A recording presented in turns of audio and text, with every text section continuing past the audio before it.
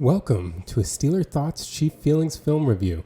I'm Ajay, and this video will review the Chiefs' 19-17 Sunday night football victory over the Chargers. As always, this video is broken into chapters, so if you have a specific part you want to watch, you can go down to the scroll bar or to the description and pick the part of the video that you want to watch. If you're interested in seeing the whole thing, stick around with us right here. As always, thanks to everyone that follows us here on our YouTube channel or downloads the podcast, the Steeler Thoughts Chief Feelings podcast, wherever you download podcasts, or who follows along at STCF715 on TikTok, Twitter, and Instagram. All right, let's get into this film review. One of the major topics of discussion from this game was the amount of pressure that Patrick Mahomes faced. Chris Collinsworth talked about it extensively during the broadcast, and it's been a discussion point on various studio shows and game breakdowns since.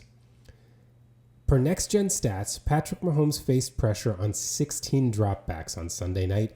We're going to look at 7 of them and hopefully get an idea of what was going on, see what the problems were, see if they look fixable, and see what potential solutions could be. Let's start with the first pass play of the game. So the Chiefs got the ball first.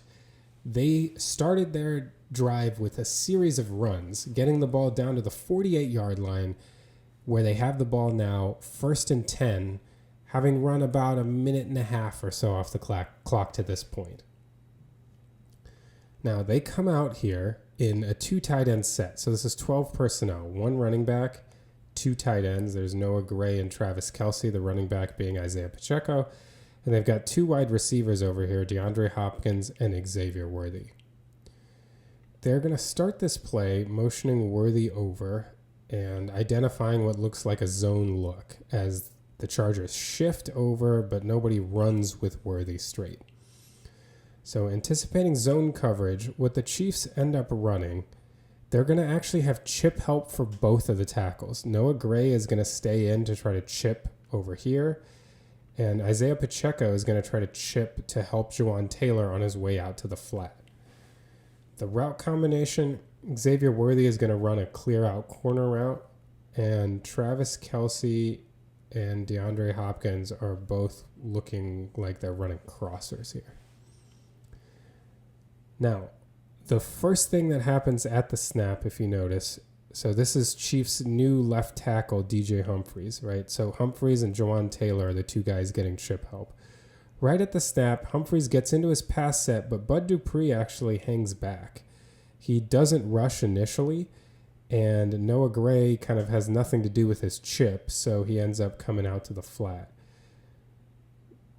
On the other side, Pacheco is doing a fake handoff, so he takes a minute to get out to his chip where he tries to give a little bit of a hit to the rusher as he gets out. You can see right here.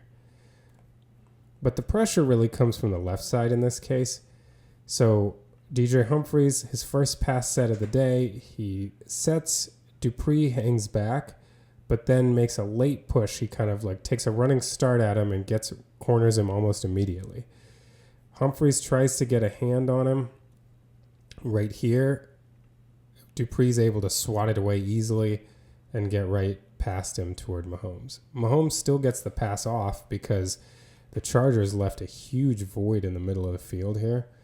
So Kelce, as he was running across, just hung out right in the middle and was wide open for Mahomes. So even with the quick pressure, Mahomes is able to get the pass off for a 12-yard gain of 1st down.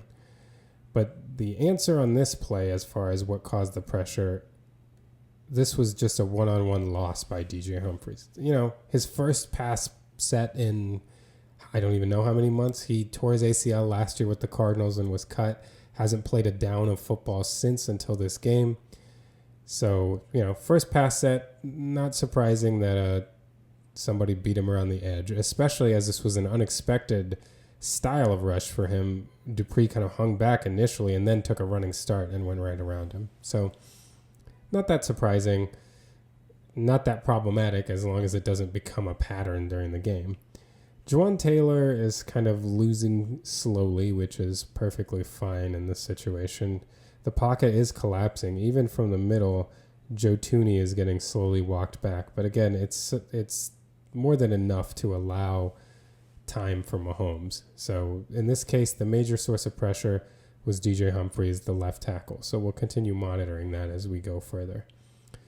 The one thing that's kind of weird about this play is it looks like the Chargers are playing quarters coverage. And they've got these three underneath. Hopkins and Kelce are both coming toward the middle of the field, which, you often see like crossers run against man. They can be run against zone, but they're a little less common. But what functionally it ends up doing, since the guy playing this outside quarter only has Hopkins to worry about on his side of the field, and then Hopkins comes in, he runs with him. You can see him. He doesn't, what's the point of staying out in your quarter? You had one receiver over here, and that receiver decided to do this.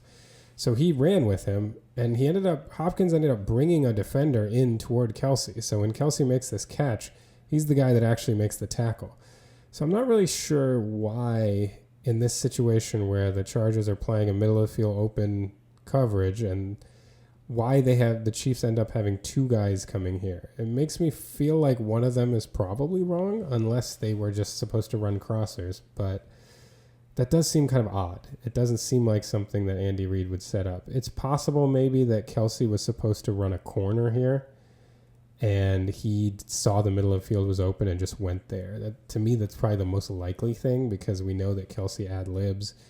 It seems like the defender was expecting Kelce to run a corner, as you can see him dropping and getting depth.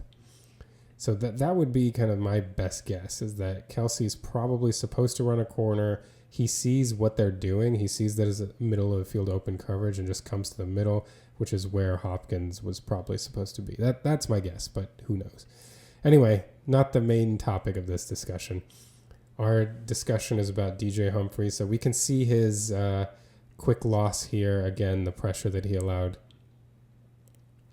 from the end zone view. And if you see, so he takes a set, Dupree waits, and then goes. Humphries actually commits a penalty here. This is illegal hands to the face right there. I wonder if the reason why the referee didn't see it was that Dupree swatted it off so fast. Like, if you see how quickly Dupree's able to disengage from his hands and pressure the quarterback. But I actually didn't notice the penalty either until I really slowed it down in real time. I mean, you can see it, but it's so quick. So not only did Humphries lose quickly, he committed a penalty that fortunately for the Chiefs was not called. But that's the story of pressure number 1 in the game. Let's look at some more. All right, so our next clip is from 10:53 to go in the first quarter. We're still on the same drive. The Chiefs have a 3rd and 10 at the Chargers' 27-yard line. So the Chiefs on this play come out in 11 personnel, right? 1 running back, 1 tight end. Running back is Samaje Perine. The tight end is Travis Kelce, and they have 3 wide receivers. Here is Justin Watson. Here's Xavier Worthy. Here's DeAndre Hopkins. So they end up walking Kelce in, and they're going to run the following route combination. They're going to have Worthy clear out the defense up the middle of the field. They're going to have Watson bend over and run like a deep in. Kelce is going to come up just short of the sticks and curl. And Hopkins is going to fake a corner slat or an out and then come back in and curl here. The area of interest now with our pressure, if you look, so the Chargers are going to rush straight up on their right side, but on their left side, they're going to run a stunt. So if we watch the Chargers' left side here, so they start with the tackle coming up on Juwan Taylor, the guard on Trey Smith, as you would expect. And then they switch. So this ends up being what you would call a tackle end stunt, because the tackle goes in first to hit, and then the end loops around. So it would be a TE, or a tackle end stunt. So there goes the defensive tackle. The end comes in and is able to get a little bit inside of of Trey Smith. So they end up kind of getting the best of both worlds on this stunt, in that the tackle, the stouter guy, is able to bull rush Juwan Taylor back. In the end, the quicker guy is kind of able to get around Smith a little bit and collapse the pocket, and Mahomes doesn't feel comfortable. So if we look at what Mahomes is doing, he starts, his eyes are straight down toward the middle. He seems to be looking at Worthy to start. Then you'll notice as he drops right here, he turns his eyes over. He's looking at Kelce now, and he has started to kind of hitch back like he's going to throw the ball. Right here. You can see that right there, that motion right there. He was about to throw it, and then he hung up. I'm guessing the reason he didn't was that he wasn't confident in getting this throw out of this muddy pocket as people are coming back toward him. It doesn't help that the pocket's collapsing on this side either. So he really just doesn't have the time in this situation. I mean, he hits, wait, and then tries to make a throw on the second hitch. So this was a little slower developing play right here. Hits the back of his drop, hitch, tries to throw on the next one, and then has to bail. Which, one could argue that should be enough time for somebody to be open. And then I guess your argument would be, well, Kelce was open. It's just that he didn't feel like he had the throwing lane once he decided to throw that ball. Once he came off of Worthy. It's clear that for him, Worthy was read one. Then he went over to Kelce, and by the time he got to Kelce, he didn't like it. At this point, the pocket's collapsing. He sees guys getting washed in, so the move here is to step up. Or I should say washed out. The move is to step up. But we have this unfortunate combination of the pocket being collapsed in this direction, but not containing in this direction. So Mac is able to spin back out and track Mahomes down. The ideal is that if you're beat to the inside or to the outside like this, if you're able to just wash them down entirely, you can provide a lane for Mahomes to go up. But unfortunately, that didn't happen here. So Mahomes comes up, Mac is able to backtrack, and Mahomes is sacked. The unfortunate thing is if Mahomes did have room to step up here, Justin Watson came wide open in the middle of the field. But at this point, I mean, he's got Khalil Mack hot on his heels. Like, there's no way to make this throw. So it was the right side of the line this time. The left side, if you see DJ Humphries, he's getting kind of walked back slowly by Nick Bosa, or Joey Bosa, I should say.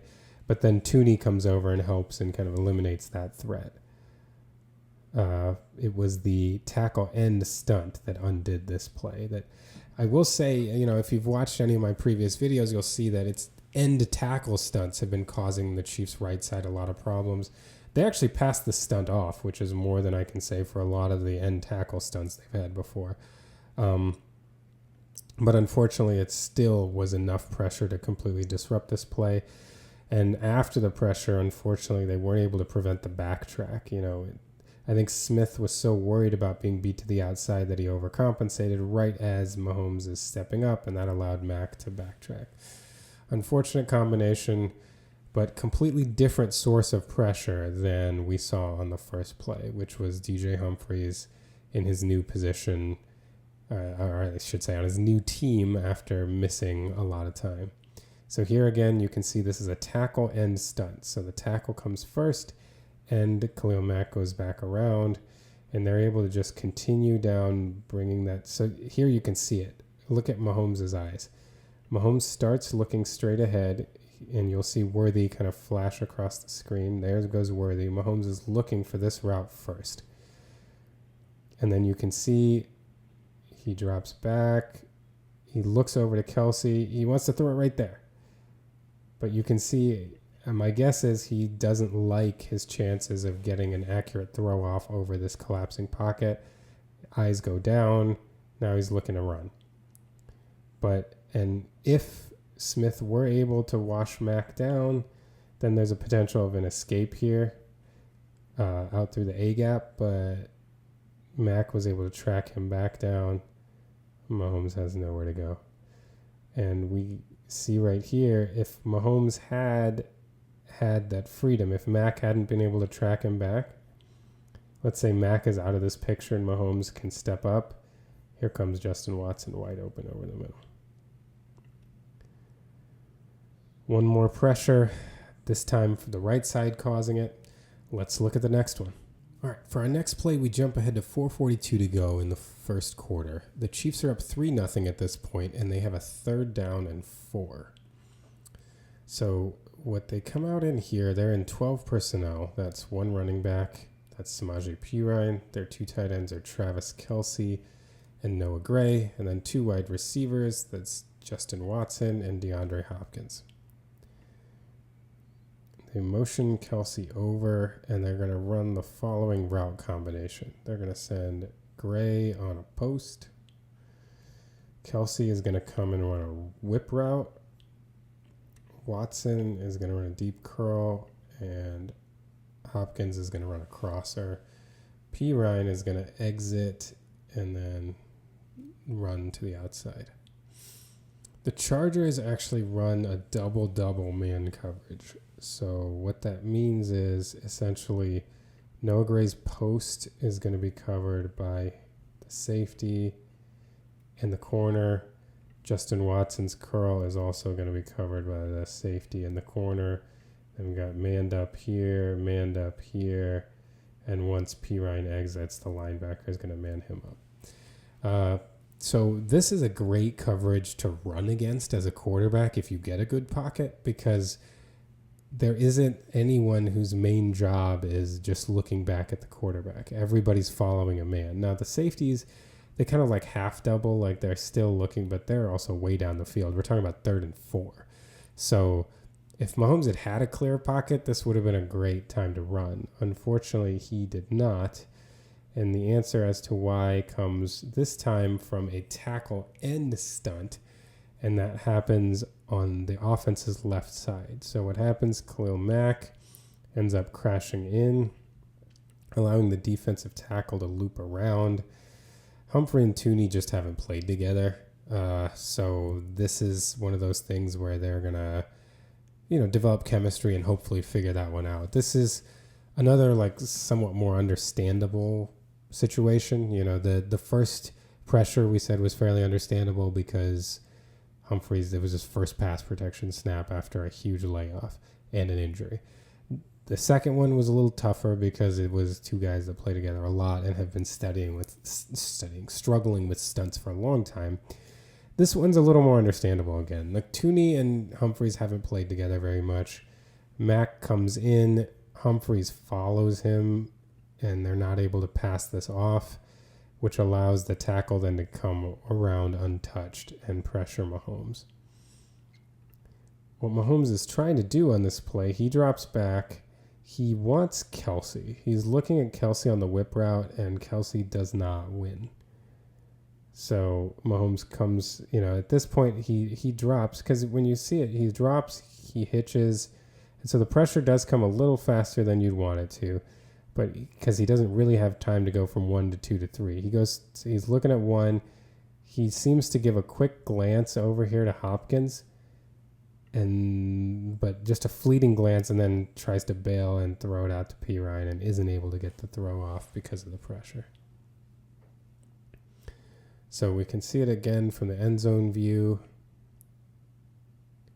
If we're looking at the left side of the line, Tooney and Humphreys. Mack comes like he's rushing straight up, then pulls Humphreys in. He does a great job of engaging Humphreys and getting inside so that he pulls Humphreys with him. So and he contacts Tooney right there so that the looper is going to be inhibited by nobody. And so ideally, if this is run correctly, the tackle and end the guard and tackle are at similar depths so that the inside guy can be passed off, and then the tackle can free himself to take the outside guy so nobody gets free. In this case, Humphreys runs with Mack, and so Humphreys and Tooney both get occupied by Mack, and the defensive tackle can come across and pressure Mahomes. That's just something that the two of them, as they work together, hopefully will familiarize each other with each other, and so they'll be able to handle stunts like that. So you can see here, look at where Mahomes is looking. Mahomes wants Kelce from the start. That's his first read. He's looking over there. He sees Kelce doesn't win. Another unfortunate thing is because, not that he had that much of an option, but because Mahomes sees Mac coming in, he naturally like drifts away from that, which puts him even more in line, unfortunately, from the pressure of the looper. But you can see Mahomes looking for Kelce, and right here he realizes, oh, Kelce didn't win. Now you see his eyes over toward Hopkins, and he doesn't like that. Hopkins is being trailed pretty tightly there, and so at the last second he tries to get out to Perine and isn't able to get the throw out there. Another thing to note about this play, the Chiefs didn't really run any like special man beater concept here. Like, this is just somebody's got to win. He didn't win. Mahomes tried to just dump it off to him. Like, nobody's open here. So that's another part of the problem on this play. Like, if Kelce wins his whip route, like, we're not worried about the pressure on this play. That's a first down, right? So part of it was the Chiefs players not actually winning against man, unfortunately. But in any case, we have now 3 different causes for our pressures, right? The first one was Humphries getting beat. Second one was a stunt on the right side, getting the guard and tackle, Taylor and Trey Smith. And this time a stunt on the left side, got the left guard and left tackle. It's Joe Thuney and DJ Humphries. We're now at 13-13 to go in the second quarter. The Chiefs have a 3rd and 4, and they're still up 3-0 at this point. The Chiefs come out here in 11 personnel. That's 1 running back, 1 tight end. 1-1 gives you 11 personnel. There are 3 wide receivers. So the running back is Perine. Tight end is Travis Kelce. The wide receivers are Juju Smith-Schuster, DeAndre Hopkins, and Justin Watson. They motion Juju over, and the Chiefs identify that they're going to be playing against man. So the Chargers are essentially running a cover 1 man, but they only rush 3 on this play. So that leads them to have more underneath defenders than one typically will see. Usually if you run cover 1 man, if you have 1 deep person, then you've got 4 people rushing. That's 5 of your defenders. And then you have to account for 5 of their off wide receivers, so you're manning all those up. So you usually have 1 person available to sit in an underneath zone. But in this case, you have 3 people rushing. That frees up an extra person. So you have 2 people sitting in an underneath zone in this situation. So to beat man, the Chiefs have a concept they run over on this side. They're basically sending Hopkins and Watson up. They're eventually going to run these like out routes. But the point, they send both of them up to try to create traffic. They're motioning Juju and trying to get a Juju to run an out route underneath. And they're hoping that they can create a pick situation with these 2 routes so Juju can come free. Unfortunately, that doesn't work to Mahomes' liking. So there goes Hopkins. This is Juju's defender. And Justin Watson, who's very good at this, does a great job of trying to get in his way without committing offensive pass interference. Like, if he runs through him right here, this is going to be a penalty and it's coming back. So Watson does a good job of avoiding him, but it doesn't seem like that was... Something was not to Mahomes' liking here. I don't know. He just felt like he wasn't open enough because Mahomes can, he's ready to throw this ball right here. I don't know if he felt like the defender was too close. These out routes are very dangerous. If there's any chance of this guy undercutting it, you could be in trouble. So for some reason, though, you can see Mahomes right here. He's gearing to throw it right there as Juju's making that break, and he decides against it. He doesn't want it. So for some reason, he felt like this was too risky of a play to make. As far as the 3-man rush, the Chiefs actually start out okay with, the DJ Humphries gets chip help from Perine. Jawan Taylor is actually holding his own against Khalil Mack. Trey Smith then comes back to help. So does Joe Thuney. But the craziest thing, the guy who's old reliable on the offensive line, I don't know, maybe you could say Joe Thuney's old reliable, but Creed Humphrey also. Creed gets beat. I mean, that almost never happens, but Creed gets beat right up the middle. And so after Mahomes turns down the play. He sees the daylight ahead because Creed has been beaten, and he decides to make a go for it. Like I said, there are 2 underneath defenders this time instead of the normal 1, and then you have your cover 1 safety. And as he decides to make a run for it, remember it's just 3rd and 4, so here's the first down marker right up here. Unfortunately, as he decides to make a run for it, like we talked about last time, again, Joey Bosa is able to backtrack this time. I think that the tackles really had the defensive ends for the Chargers had a lot of awareness about when Mahomes was going to try to step up and scramble, and they did a great job in this game backtracking to tackle to get sacks. I think unfortunately too, it just so happened that Mahomes' scramble coincided with Perine's chip on Bosa. So what that does is when Perine kind of lays a hit into him, he's completely disengaged from any lineman. If Humphries has been blocking him during the scramble, it's possible he would not have been able to backtrack. As you can see here, he's not engaged whatsoever with anybody as Mahomes comes out, which makes it pretty easy for him to come over and prevent Mahomes from scrambling. Khalil Mack on the other side wasn't able to backtrack because Trey Smith just laid waste to him. Look at that block right there from Trey Smith. Just absolutely crushes Khalil Mack. But unfortunately, Bosa was able to backtrack, and Mahomes, I think, would have taken his chances with the one-on-one with the linebacker. You could see he was already pump faking him into the air, and he was going to try to scramble for 4 yards, and very well might have gotten it. But unfortunately, Bosa backtracked and got the sack, and again, Chiefs were not able to convert. So, of all things, this time it ended up being Creed that lost, which I think is safe to say, unless Creed is hurt or gets hurt, that's not something that's going to be a long-term worry for this offensive line, is that Creed Humphrey is going to get beaten frequently up the middle on pass plays. But he did here, and here you can see Mahomes' escape. Let's actually wind it back just a little bit so you can see the moment. Here he's looking for Juju. And if you watch Mahomes closely right here, you'll see him. He was going to throw right there. He thought about it, but for some reason he didn't want it. And I'm guessing had something to do with, the pick not being perfect, and then there was a chance that defender could have undercut the throw.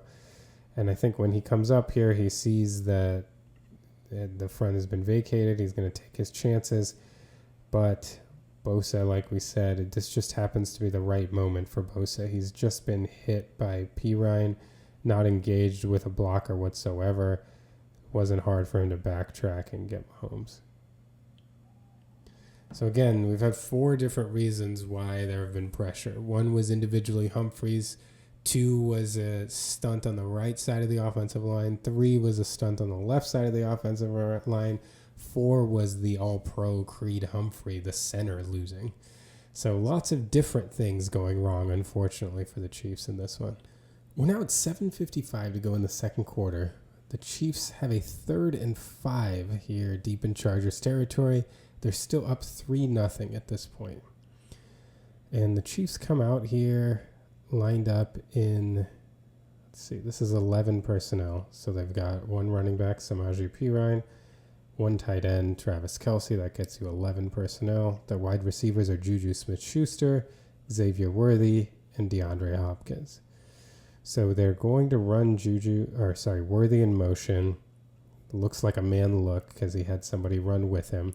And this does end up being man coverage. What the Chiefs do is they run Hopkins toward the pylon. Kelce kind of releases in and then runs more of a corner. Juju releases more out and then runs an over. And Worthy, behind it all, runs a whip route. Perine goes out to the flat. And the Chargers run that same coverage we just talked about on their last play. They rush 3 and they play cover 1 man. Playing cover 1 man gives them 2 underneath defenders since they're only rushing 3. And everybody is manned up. So they start with the rush 3, and this time the pressure is pretty easily explained by DJ Humphries just not being ready for Khalil Mack's speed around the edge. He just gets beaten straight around the edge, and he affects this throw by Mahomes. So this was just a one-on-one loss. The other two defenders were handled pretty well, and there were no chips given out in this situation. One does wonder what might have happened if Perine had helped on this play for Humphries. They decided not to give him any help and send 7 straight out. The reason why one might wonder is because this throw was for Worthy, and Worthy absolutely cooked his defender on this whip route. Comes in, his man-to-man defender is right here. Look at Worthy come in and out. Like, his man is ready for the inside route. That shows how well Worthy sold this. So look, the key to a whip route is your defender has to believe you're running a crosser, and then you stop on a dime and come out. And look at how Worthy comes in. His defender is committed to go. And look at what happens to his defender as he turns around. Just completely left in the dust. This is one of the underneath defenders. I told you they'd be able to have 2 underneath this defender since they only rush 2. But if Mahomes is throwing it here, if this is an accurate ball, this is a walk-in touchdown for Xavier Worthy. He is definitely open here. If the ball, he's just not able to throw an accurate ball. I don't know if you can see it on the all-22, but the ball flutters down pretty far from Worthy because Mahomes got hit as he threw. But an accurate pass here is a touchdown, and you can tell that Worthy knows it. He's pretty upset. Would love to have that one back. If they had just been able to hold off for half a second longer, hold Mack off, this probably is a touchdown.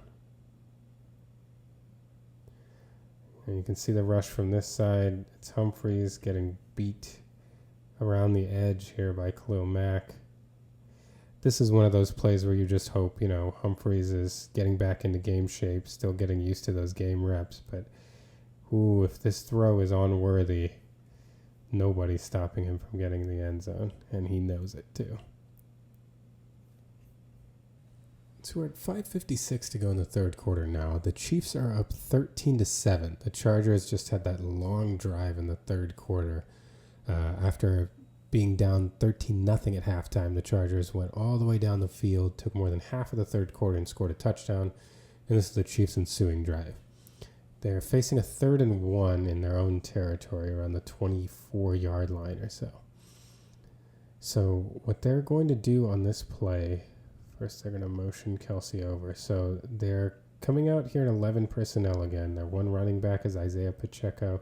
One tight end, Travis Kelsey, gets you 11 personnel. Then Hopkins, Worthy, and Watson are the 3 wide receivers. Chargers are going to playing man. They're playing a cover 1 man. This time they're rushing 4, so there's only 1 underneath defender. And the Chiefs run a similar man-beating concept to the one they tried to run with Juju Smith-Schuster.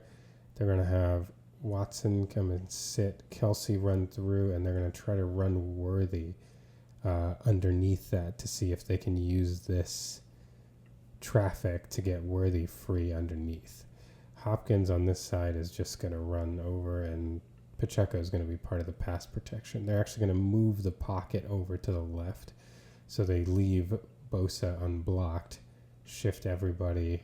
I said left. It's the offense's right. They move the pocket over to the right, and so try to roll Mahomes over and see if he can't get Worthy coming out over to the right. So what ends up happening here they go. They roll the pocket to the right. The Chargers actually pass this off pretty well.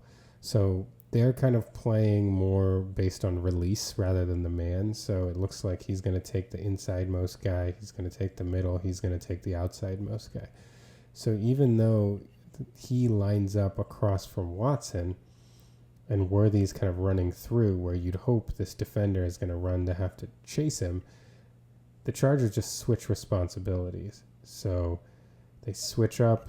36 ends up just taking Watson, and this guy over here will stay with Worthy since Worthy ends up coming all the way out. Because of that, when Mahomes gets over and wants to throw this, he's worried about this defender driving on the pass ends up being a dangerous throw. At the very least, he's looking at Worthy getting lit up, but it's also possible that this pass could be intercepted. So not a good idea to throw. So Mahomes stops. The play didn't work. And then he backtracks. Hopkins sees this, and I love his ad-lib instincts. He's going to be so good with Mahomes as the year progresses. And Hopkins actually wins pretty handily. Like, he really gets open over here. But unfortunately, Mahomes is pressured by this point and isn't able to get him an accurate throw. If Mahomes was able to get this throw off over to Hopkins, this really could have been interesting. I think this would have been a big gain because Hopkins really did a great job ad-libbing and got open here. The reason why Mahomes is pressured is because Jawaan Taylor gets walked back by Khalil Mack here, right into Mahomes' face, and then ultimately tossed down. And so that makes it almost impossible for Mahomes. He's trying to buy a little bit of time. He shifts left, but ultimately Mack is on him. And since Mack's coming from his right side, Mahomes has to lean over to the left to get a clean throw off, and he's not able to get a clean throw off. Can't complete it. It's really unfortunate. So when kind of judging the protection on this play, yes, Taylor loses here. He does lose slowly. And I mean, the reason why the ad-lib doesn't work is because Taylor lost. However, it's hard to put this as a major loss here. Like, the reason why this play didn't work is because this play didn't work, right?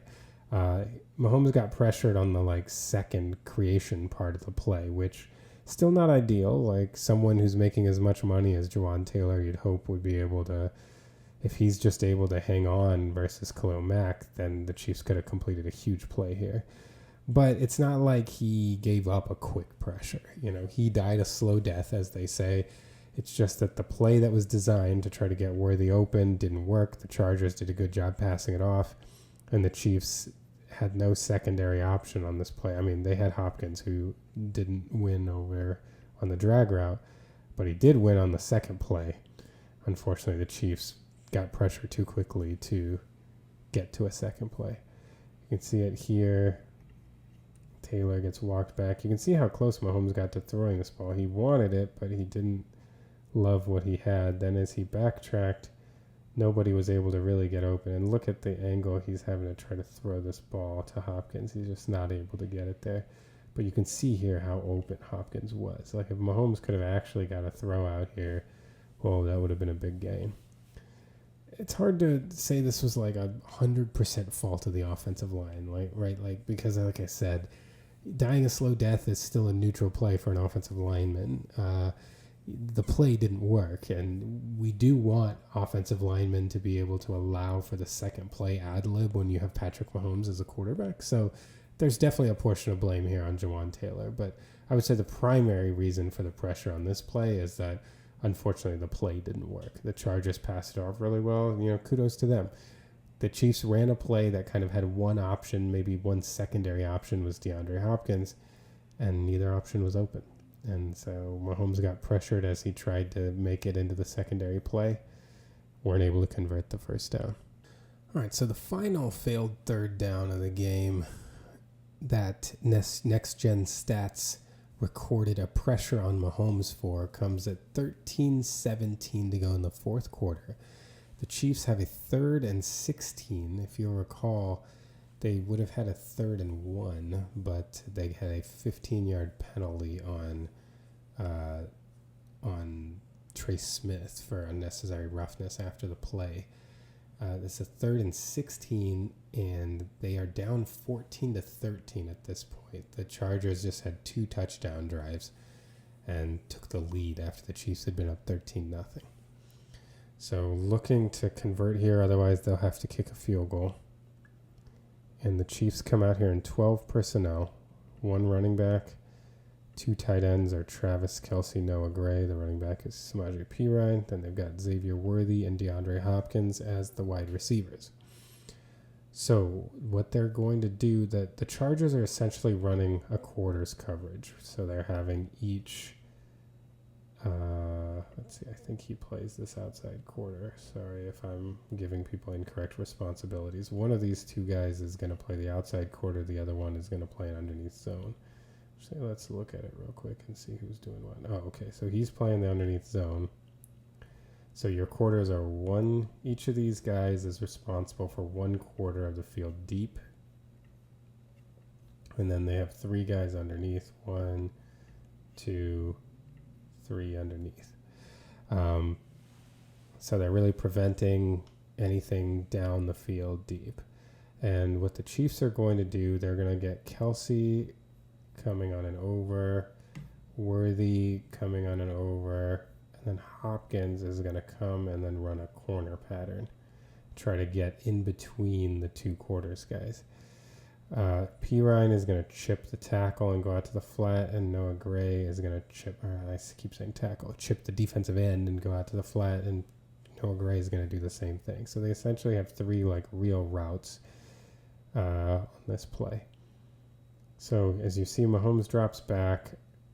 You see Gray helping Taylor over here. Perine's going to chip to help on the left side. And here's the route combination. As you can see, the pocket's just kind of collapsing here, all in all. Like everyone's kind of crushing the pocket to create pressure, but Mahomes actually, his throw wasn't really affected greatly by the pressure. If you look at the timing, he's going to come back, hit the back of his drop, 1, 2, and he gets a throw off. So there was pressure there, but this isn't a situation where I would say pressure derailed the play. The play was a long developing play. You know, he got his adequate, 3+ seconds to read the defense. It looks like he got a full 3 seconds at least. So gets the throw off to Hopkins. This is a great throw. He hits the corner shot exactly like we were talking about. Hopkins runs his route and manages to get in between this guy and this guy. This defender is giving, he's not as deep on this play, partially because you want to be able to high-low him, right? Because if you have everybody over the top of Hopkins at this stage where the first down marker is here, then Mahomes could just throw it somewhere around there and nobody would be able to get to it. So you're trying to get multiple levels on him. Plus, somebody's got to have some eyes on the underneath flat guy as well. So that's why he doesn't quite have the depth that these guys do. But Mahomes is able to get that throw right there in the corner between the two of them. Hopkins gets it, and honestly, there's just a great hit put on by the safety. Like, this is a very challenging catch because of that hit. Hopkins, the ball just comes out. If there's one man that I would expect, and I did expect to make this catch, it's Hopkins. I'm sure he expected to make it himself too because his hands are so great. I mean, this is hard to it's a drop, but it's like a very high degree of difficulty play. Hopkins has had 2 drops in 2 games. I am anticipating we won't see another drop for the rest of the season in playoffs. That's just, his hands are so good. And this was just really unfortunate. But I'm not actually overly concerned from the pressure side of things here. We can look at the line on this play. I mean, the Chargers do get some pressure, but it's slow burn pressure. As you can see, they kind of collapse the pocket, but nobody's coming free. It was a good job at the end by Bosa as the defensive tackle is coming in to loop around, so it ends up being kind of like a stunt, but he runs into his own guy. Mahomes actually, he did manage to step into this, but then his plant leg gets hit at the end. But it is a pressure, but it's not like somebody failed on the on this play. I think that it was kind of a slow burn pressure. If the Chiefs give these up throughout the year, I'm not going to be nearly as worried. Like, this kind of pressure is fine. If it takes 3 to 4 seconds for pressure to come, a lot of times Mahomes will be able to make something happen in that time. But that is it for the third down failures. Plus, we also showed the first pass of the game that was up to pressure. So I'll really think about it being 6 or 5.5 of these plays were pressure. This play I'm not really concerned about. We saw the rollout that Juwan Taylor, maybe you give him like half a pressure for that because it was really the second part of the play where he gave up pressure. He kind of died a slow death in the first part, so I'm not overly worried about that. So if you're keeping track, basically 2 pressures were due to DJ Humphries on the left side. 1 was due to Creed Humphrey losing, which I'm not expecting to see. That's kind of like the DeAndre Hopkins drop thing. Like, yeah, it happened. Not expecting to see it again this season. 1 pressure was due to the right side of the line not being able to handle a stunt. 1 pressure was due to the left side of the line not being able to handle a stunt. And then you could say maybe like half a pressure for Juwan Taylor on the rollout play. So a lot of different things, right? The Humphries part of it, we're all hoping that will get better as he plays more, right? This was his first game back after a long absence, so those 2 pressures hopefully could be eliminated going forward. Creed Humphrey, I'm not worried about at all. I don't care about that pressure. Everybody has a bad snap here and there. The one for Taylor on the right side, Taylor's actually held up pretty well on his own in pass protection for most of the year. So, it's a little worrisome. He's not an elite right tackle by any stretch of the imagination, but I'm hoping he'll hold up okay in pass protection. It's more the stunts that concern me. The stunt on the left side, we can also hope that DJ Humphries and Joe Tini will figure things out as they play together more. The stunts on the right side have been a real problem. So that's the one area of worry to me. I think you could read this 2 ways, right? There's so many different individual causes of pressure. One could say that's a bad thing because everybody's messing up, or you could say that's a good thing because nobody's consistently messing up. These are things that theoretically could get cleaned up. And if even 1 or 2 of them were cleaned up in this game, we might have had a lot more points, So all in all, I'm not choosing to worry a ton about this. The only thing that kind of really worries me a lot is that right-sided stunts. As you know, like those of you who are following along, I've done a video about this before already after the Panthers game. I am concerned about this, and I think it's something they're going to have to figure out, especially the end tackle stunts, which I think, as Mitchell Schwartz pointed out on Twitter, the big thing is going to be Juwan Taylor is going to have to figure out his depth of his set relative to Trey Smith. But we'll see how it goes going forward. The Chiefs have shown a propensity to get these things figured out as they get toward the end of the year in the playoffs, and until they prove me wrong, I'm going to continue to believe that they will do so in this situation as well. Now we're at 11:44 to go to the second quarter. The Chargers have a 2nd and 9 at their own 23 or 24 yard line. At this point, the Chiefs are up 3-0. The Chargers have moved the ball a little bit, but they start like in this drive, they've had some long fields. So even when they've been able to move the ball a little bit, they haven't quite been able to get in the field goal range. At this point, they haven't even attempted a field goal. The Chiefs are up 3-0. So the Chargers come out here, and it looks like they are in 11 personnel. They've got a running back, and this Will Dissely's their tight end. Looks like that's the only tight end on the field. The Chiefs combat the 11 personnel in their nickel. So they've got 5 defensive backs. Here's Najee Johnson, Shamari Connor, Brian Cook, and Justin Reed are the safeties. Trent McDuffie is the corner on the left side. Their 2 linebackers are Nick Bolton and Drew Tranquil. So what the Chiefs end up running here is they end up running a cover 2 man. So they've got Brian Cook and Justin Reed as the deep safeties, and then they're manned up across the board. Tranquil has the running back, not the quarterback.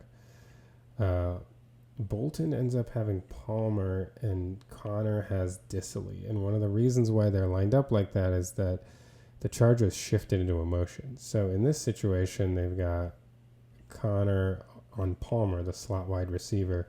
Bolton's got the running back. Tranquil's got the tight end Dissely. And McDuffie is over here on the wide receiver on the right side. But when Dissely shifts, the Chiefs shift their responsibilities, and suddenly the Chargers have Joshua Palmer isolated on Nick Bolton. The route combination that they run over here, they've got an in cut. The running back is going to come out of the backfield and come in. Dissely is going to run an out. Johnson is going to run a go, and Palmer is going to run a deep post. So as they get going, Bolton is tracking with Palmer. On this side, McDuffie is with the wide receiver over here. And as Bolton tracks with Palmer, he kind of passes off.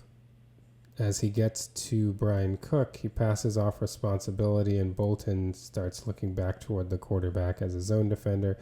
And actually, a similar thing happens over here as this receiver comes in on an in-cut. Justin Reed drives on that, and Trent McDuffie takes over for him as the deep safety. So they're also swapping responsibilities on that side. Well, as they're switching here, Palmer has a nice outside move which completely turns Brian Cook around, and he uses that exact moment to pull back inside for his post. And the timing is crucial. He waits until he's got his hips turned. You can see right there, Brian Cook's turning his hips. Right as his hips turn, Palmer's gone, and he completely roasts him on this route. But unfortunately for the Chargers, Justin Herbert and Palmer can't quite connect. It's actually a lot closer than I think it even seemed on the broadcast, but it was just a bit out in front of him. You wonder if there was like an angle difference in expectation about the route or whether Herbert just overthrew it by a hair. But in any case, huge opportunity for the Chargers was missed there.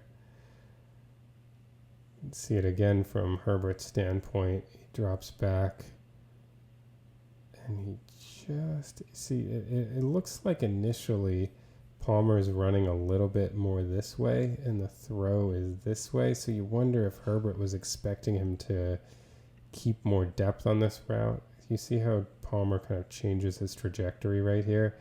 If that didn't have to happen, this probably hits him, and this is a touchdown. So you wonder if it was just a miscommunication. Maybe Herbert saw McDuffie sprinting back and didn't want to lay it out a little more over here. I'm not sure. But for whatever reason, I do think Herbert thought that this was going to be a little more straight down the field, and Palmer was taking it a little flatter, and that's the reason why they weren't able to connect. Unfortunately for the Chiefs, this isn't the first time this kind of move has gotten Brian Cook when he gets isolated on a slot receiver who takes him outside, gets him to turn his hips, and then beats him inside. Let's look at the last time this happened. So in Week 5, the Chiefs hosted the Saints on Monday Night Football. And tell me if this looks a little familiar.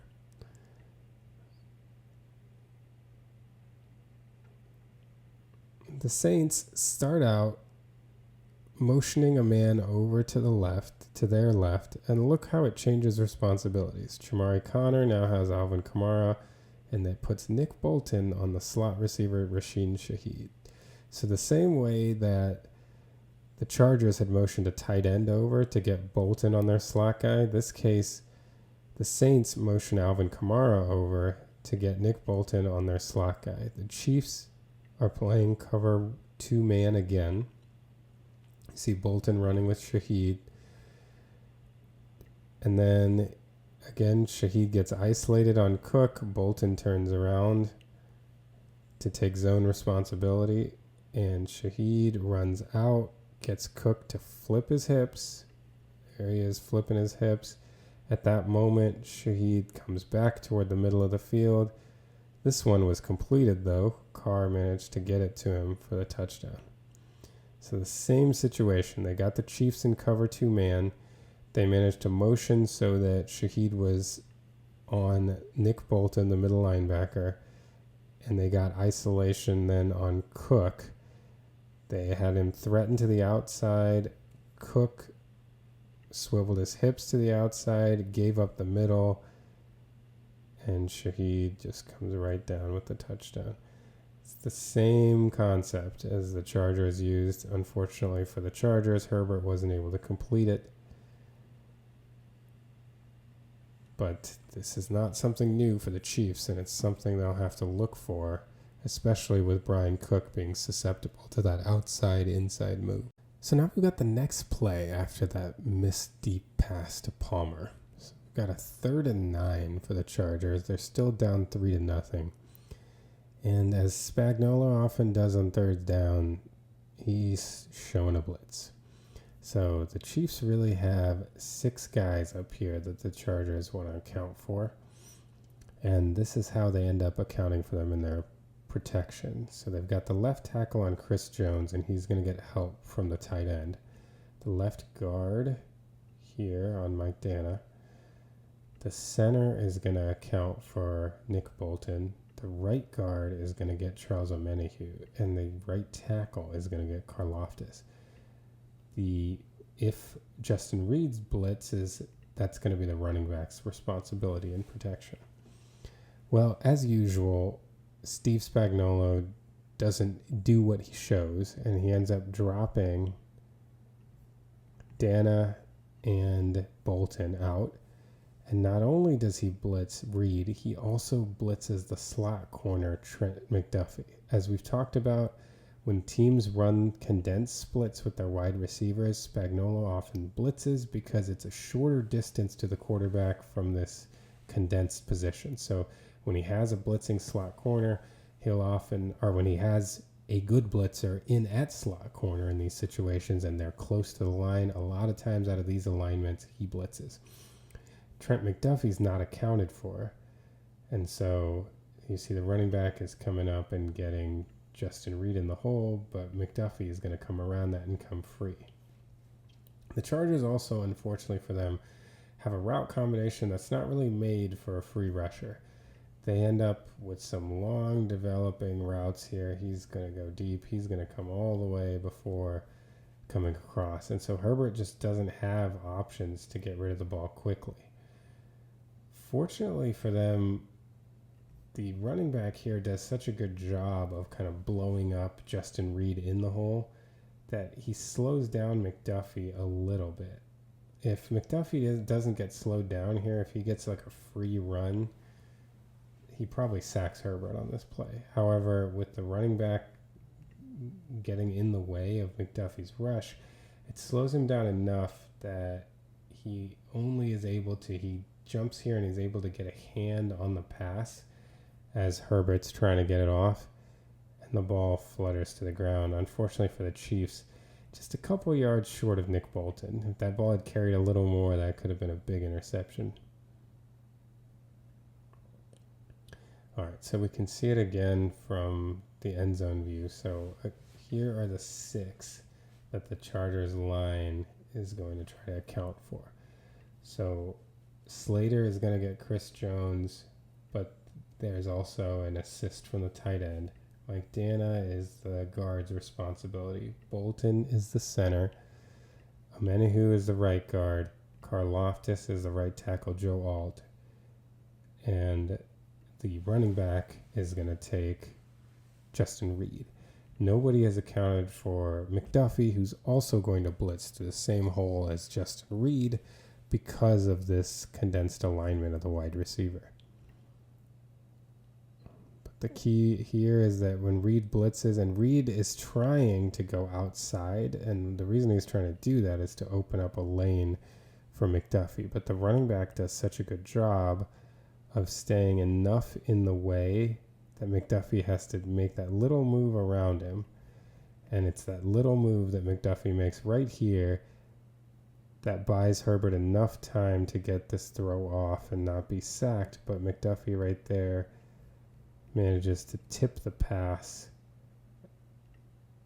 and cause it to flutter harmlessly to the ground. Again, if it carried just a little more, Bolton's right there for the interception.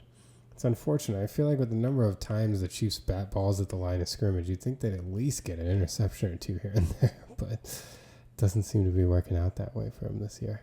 We're now at 11:20 to go in the second quarter. The Chiefs have 1st and 10 at their own 45-yard line. They're up 3-0. The Chiefs on this play come out in 21 personnel. They've got 2 running backs, Isaiah Pacheco and Carson Steele, and they've got 1 tight end, Travis Kelce.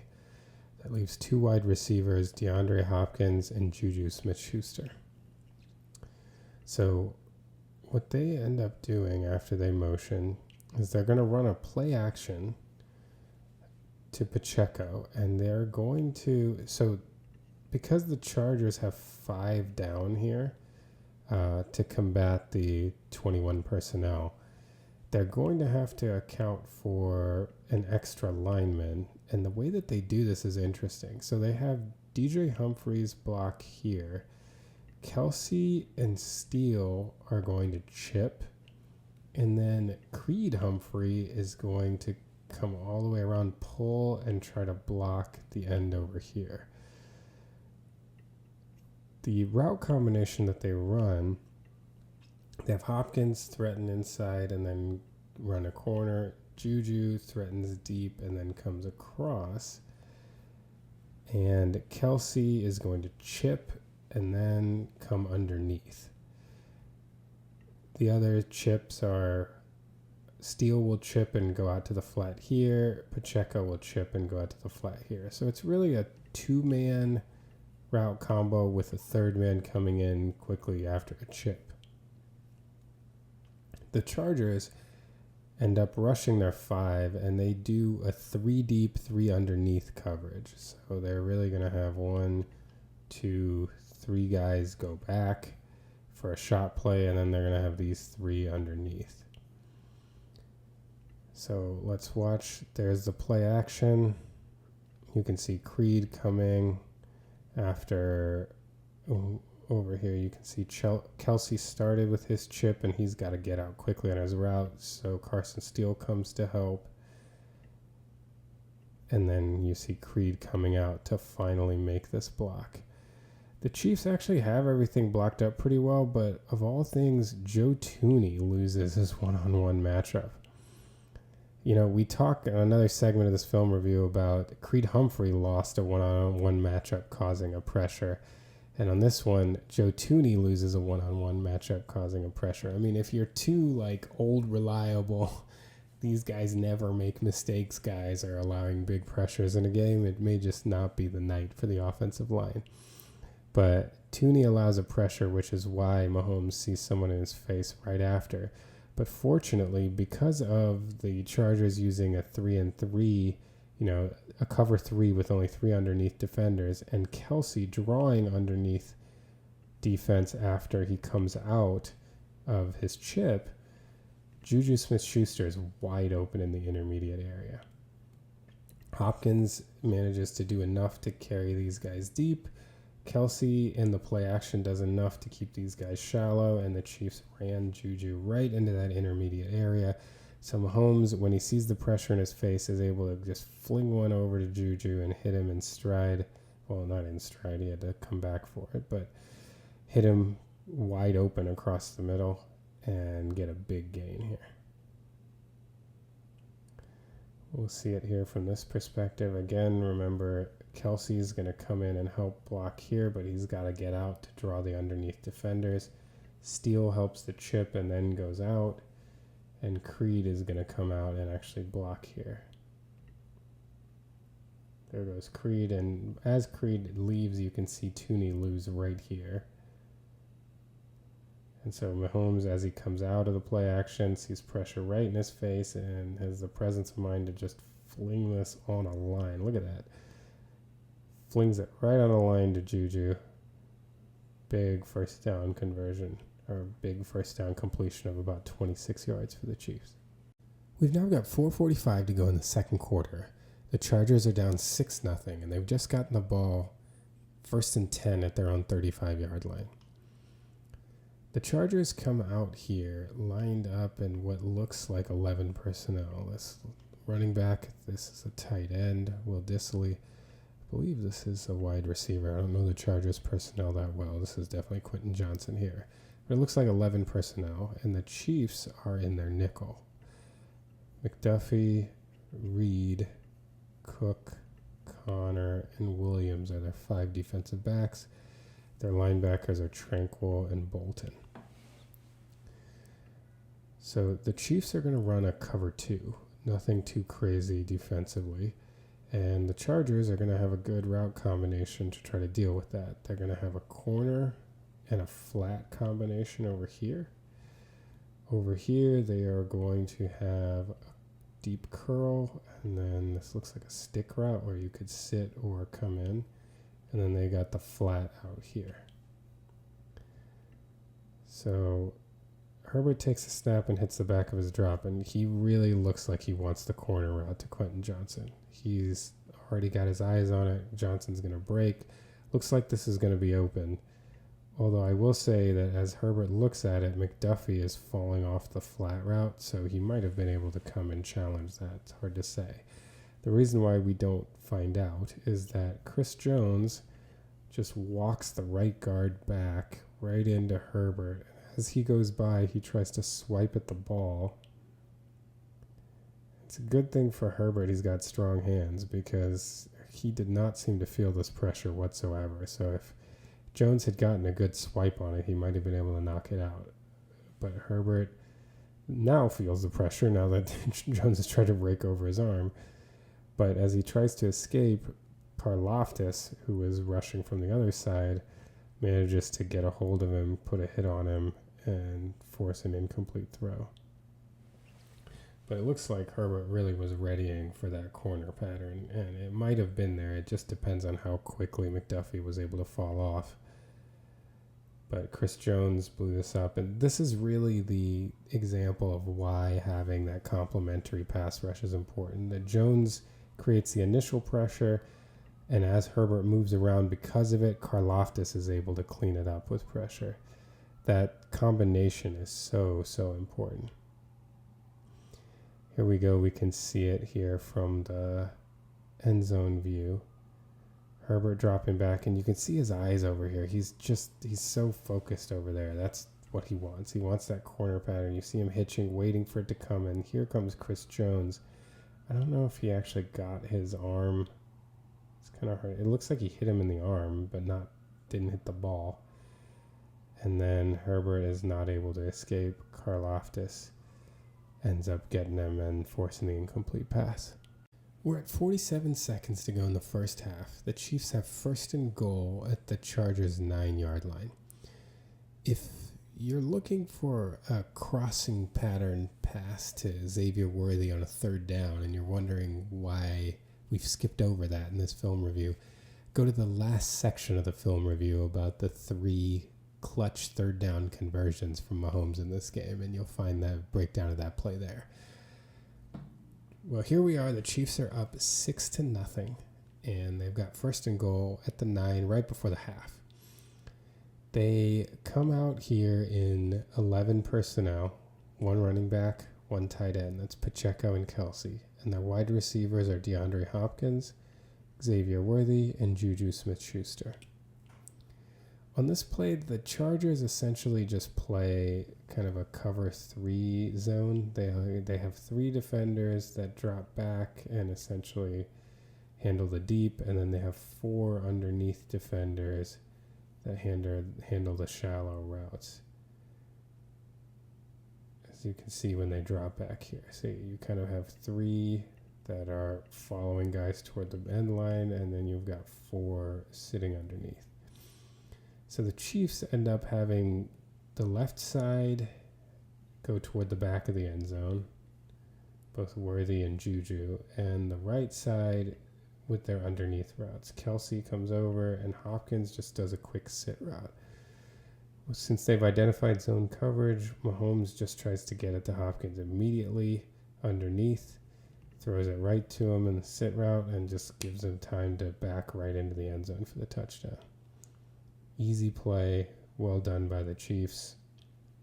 And there was enough there as far as deep respect that they'd kept the second defender deep enough, and this guy had to keep enough width that there was a window. Hopkins sat in it, and Mahomes found him quickly. And this would be the only touchdown of the game for the Chiefs, so it ended up being a really big moment. No hesitation. Mahomes dropped back, sees him underneath the zone, get it to him, get in the end zone. The Chiefs took a 13-0 lead before halftime. We jump ahead to 8:38 to go in the third quarter. The Chiefs are still up 13-0, and the Chargers have a 2nd and 16 at the Chiefs' 31-yard line, just having lost 6 yards on an attempted sweep play that Chris Jones sniffed out. So they are lined up here in 12 personnel. They've got one running back and they have two tight ends. Sorry, that is a tackle here. Their two tight ends are 1, 2. And the Chiefs, to counter this, 12 personnel appear to still be in their nickel. Yeah, they're in their nickel. They didn't bring in an extra linebacker in this case. So they've got 1, 2, 3, 4, 5 defensive backs. They've got 2 linebackers, Bolton and Tranquil. So what the Chargers do, they motion Stone Smartt over here to the right side, and they're going to combat. What the Chiefs are doing is just running a cover 2 zone. They've got deep half, and everybody's playing zone coverage underneath. The Chargers send Johnston deep. Palmer comes on a post, and Smartt is going to run a corner. They're going to have this tight end over here just come and sit. So the Chiefs actually cover this fairly well. They have Connor is sitting underneath Smart's corner. Williams ends up running with Johnston deep, and Cook is, they've got kind of 3 surrounding Palmer. My critique of this, and this is something that I think both of these guys struggle with a little bit, as Palmer comes in on the post, Cook should be passing that off and paying more attention to the go route over here. He's coming into Reed's and Bolton's territory. Cook doesn't need to run with this route as far as he does. Another reason why that's important is that if Cook comes off of Palmer and comes over toward the go route, that will free up Joshua Williams to come off of Johnson and help high-low this corner route. It doesn't actually matter in this case because everyone's pretty well covered, but in general, that's what I would expect out of this. I think the Chiefs defenders sometimes have a tendency to carry people through their zones too far, particularly Joshua Williams, and that can lead to problems. In this case, it didn't really, the problem here is not that Stone Smartt is uncovered. Jamar Connor just doesn't have the best ball skills. I mean, he's actually in position here. It's just a great, he never locates the ball. Well, it's interesting. He's sitting underneath it, and as the throw comes, he turns and isn't able to play the ball. And Smartt plays the ball extremely well here and gets a big gain. Takes a 2nd and 16 and gets the Chargers into 1st and goal. This has been a problem for the Chiefs, outbreaking routes from condensed positions, either the slot or tight end. Outbreaking routes against anyone not named Trent McDuffie has been a big problem for the Chiefs this year. And here, Connor's there. He's in position. He's done everything. It's a good throw and it's a good catch by Smartt. It's not this isn't the kind of play to get mad at a defender about, but it's just unfortunate that these kinds of plays have worked so frequently against the Chiefs. And I hope that they will have some sort of answer for this going forward. Here you can see Connor was in good position. He just never was able to locate the ball. You do wonder if Williams had come off of Johnson earlier, if they had done the rotation I was talking about, could he have made this more difficult to catch? Possibly. In any case, it was a big play for the Chargers, and it ended up leading to a touchdown that cut the lead to 13-7. Now we jump ahead to 5:35 to go in the third quarter. The Chargers are down 13-7, and they have a 1st and 10 at the Chiefs' 35-yard line. They just got a huge gain of almost 40 yards from a defensive pass interference called on Justin Reed. So now they flipped the field, and they're well within Chiefs territory, getting into field goal range, looking to score a touchdown and try to take the lead. So the Chargers come out in 22 personnel, 2 running backs, 2 tight ends, and they've got the 1 wide receiver. And the Chiefs counter by coming in base personnel with 3 linebackers, Chenal, Bolton, and Tranquil, and they've got 4 defensive backs. So the Chargers are going to run a shot play here. So they run a play action. They're sending him deep, and then they send Stone Smartt again on a corner pattern. And we talked about this on our last Stone Smartt play about how much of a problem outbreaking routes from inside set, like condensed set receivers or tight ends, have been for the Chiefs. And this proved to be the same. Stone Smartt ended up being Bolton's responsibility. As you can see, the Chiefs were really keying on the run here from this formation. Looks like Reed's responsibility was the fullback, and so he decided to blitz. Tranquil's responsibility appears to be the running back.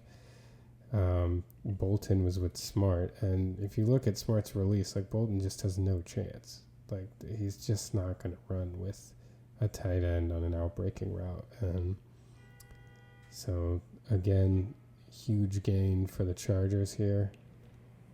And the Chiefs are in another tough spot on this drive, now giving up a first down right at the 11-yard line. So you can see here, out of this big formation, how much this looked like a run. The Chiefs are ready with their 3 linebackers, ready for a run over to the left. They had been overloading the left side and then running behind it, so the Chiefs were ready for that. And they showed a different play out of this look. And look at Bolton trying to chase. There's no chance. So another big play for the Chargers, taking advantage of the fact that they had run the ball really well in the previous drive against the Chiefs out of these big formations, and that the Chiefs really struggle with these outbreaking routes to tight ends and slot wide receivers. This time they got Bolton isolated on him, and they got a big gain. This was another really crucial play in the game. We're at about 1:59 to go in the third quarter, and the Chiefs have a 3rd and 3 on their own 30-yard line. They actually had a 3rd and 8 prior, but Joey Bosa jumped off sides, and Mahomes just threw up a deep ball just to see what would happen. It got intercepted, but due to the offsides penalty, that 3rd and 8 became a 3rd and 3. In this situation in the game now, the Chargers have scored 14 unanswered, so the Chiefs went into halftime up 13-0. The Chargers scored a touchdown. Chiefs went 3 and out. Chargers scored a touchdown. And here we are, the Chiefs trying to do anything with the ball to stem the bleeding here, having just given up the lead in a blink of an eye. So 3rd and 3 here, and they come out here in 11 personnel. Their one running back is Samaje Perine. Their tight end is Travis Kelce. The 3 wide receivers appear to be, this is Juju, this is Worthy, and this is Justin Watson. Now, the Chiefs run one of their staples. We've actually done a film breakdown about this style of play. I think it was from the Panthers game. We did a breakdown and we showed how many times it's been used in the past, and the Chiefs used it again here.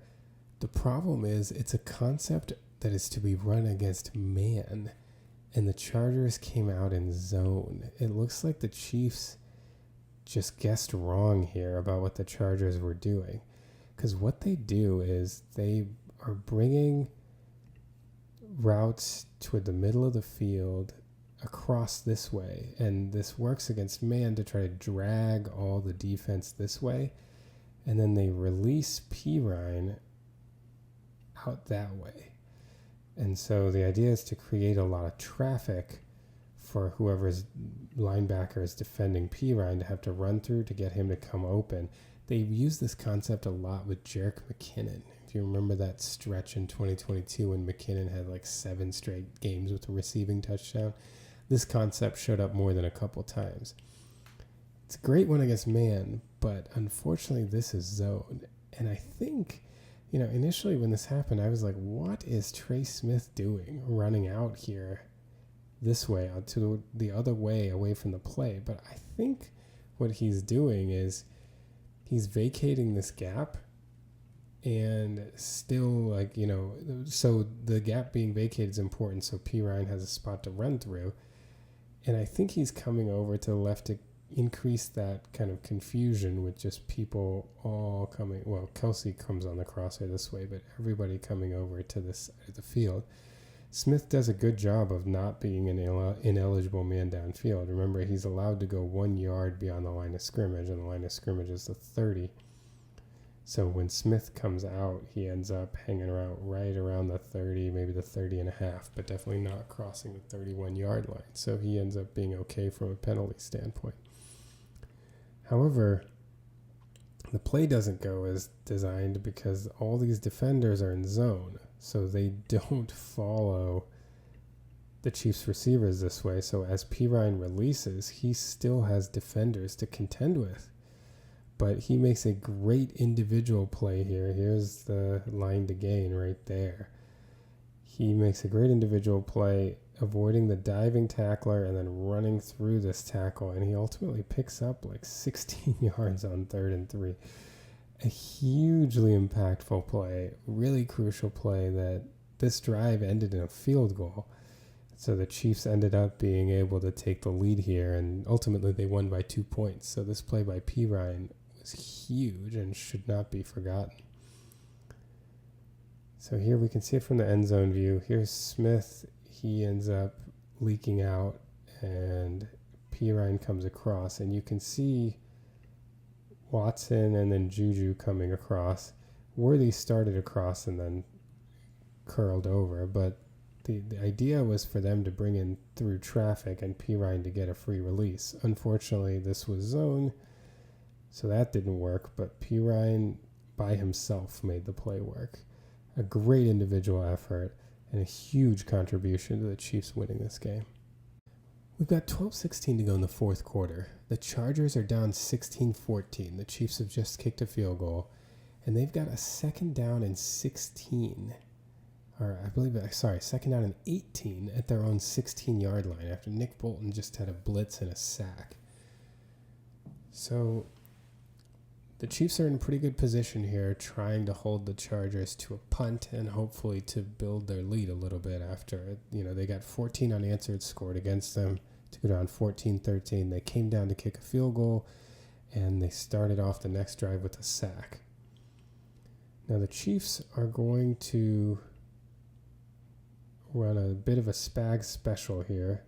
They're going to blitz Tranquil and Reed off of their left side, and then drop out Leo Chanel. That puts them in a coverage situation where they have basically man-to-man with Leo Chanel as the underneath guy, with the blitz underneath. And so the Chargers, their route combination, as you see, on this side, they're going to have an in-cut and a curl. And on the right side, they're going to go deep. So they've got the one out route, but then they've got two guys going deep. Nobody threatening the middle of the field. And so what happens with the Chiefs blitz, they get a little bit hung up. I guess Reed and Tranquil don't end up blitzing in the exact same area, so they're not able to come out free nearly quick enough. It seems like maybe Reed thought he'd be able to get around the edge, but with Tranquil challenging here, you wonder if Reed had blitzed through this pocket, whether he would have been able to get to Herbert quickly enough. But ultimately, they weren't able to get pressure from the blitz, and it's unclear exactly who to blame more for this situation, whether it's Joshua Williams or Leo Chanel. Either way, it's not pretty.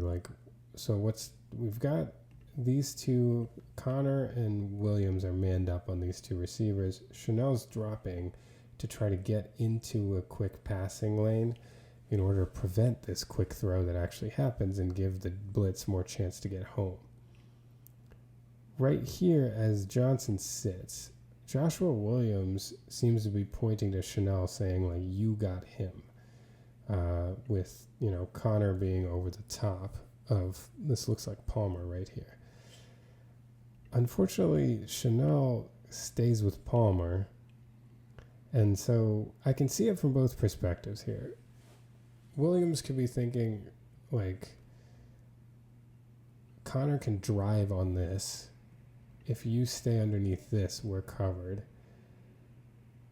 But, which does make sense, like if there's one person to cover. But at the same time, I'm not sure what Williams has to drop for. None of these routes are coming across the field. Unless he was thinking the possibility that this turned into a corner route. I'm not really sure. So what ends up happening is nobody covers Johnson. And he ends up gaining about 20 yards, negating the advantage that the Chiefs had from their sack and giving the Chargers a first down. This is really an unfortunate play where they're just not on the same page.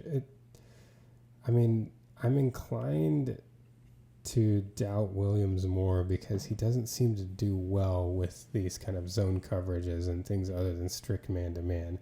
He tends to lose his assignment a lot. I just don't know, like, what is he getting this depth for? Even if he passes it off and Leo Chenal should take him, why is he getting more depth than he has right now? There's nothing coming over to this side of the field. I guess I understand. Like, if someone broke late, it's not like you're going to have time to get that depth at that point. But it's really unfortunate because Williams ends up covering air. Chenal stays under a route that Connor was driving on, and Johnson's wide open due to this miscommunication. And the advantage that the Chiefs gained with a nice 8-yard loss on a sack is obliterated by this miscommunication, and the Chargers continue to move the ball down the field. Here you can see the issue with the blitz. Here's Tranquil is going to blitz off of the right side of the screen.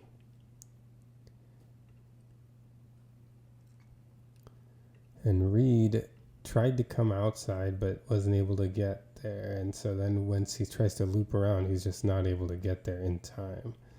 Unclear what was supposed to happen, but clearly Chris Jones, the way he was rushing, wasn't the way that Reed expected. I think he expected Jones to rush a little more inside to give him a lane outside.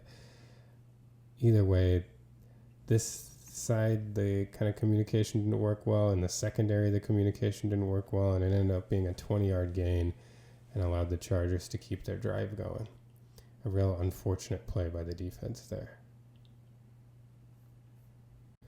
All right, we got 6:03 to go in the game, and the Chargers have a 2nd and 9 deep in Chiefs territory. Again, the Chargers are down 16-14 at this point and trying to get in the end zone to make it tough for the Chiefs. The Chiefs are really trying to hold them to a field goal right here.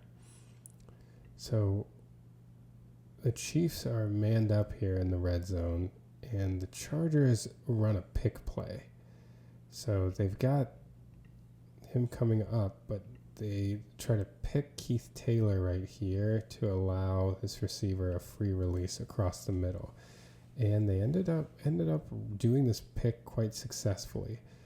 It was a good job of getting in the way and then appearing to get out of the way in a way that I don't think will ever be called by the officials. Like, it was a good job of trying to duck the contact, like trying to create the contact and then duck it at the last second. And look at the separation. He ends up coming across the middle wide open. Unfortunately for the Chargers, Herbert's first read appears to be on this side. Now, why you would run a pick play like this and that not be the first read, I don't understand. But for whatever reason, Herbert is reading the right side of the field first. And especially, like, why would your first read be the guy one-on-one with McDuffie? You've got essentially, Keith Taylor to start this season was the 5th corner of the Chiefs. You've got him and you got him picked. Why is that not your first read on the play? But for whatever reason, Herbert looked over here, and the Chiefs' 4-man pass rush did its thing for once. Real major credit to Chris Jones taking on the double team and still collapsing the pocket. And then Felix Anudike-Uzomah also comes in really crushing the pocket here. He's not, at least he wasn't known as a speed rusher. This is a 2023 Chiefs first round pick.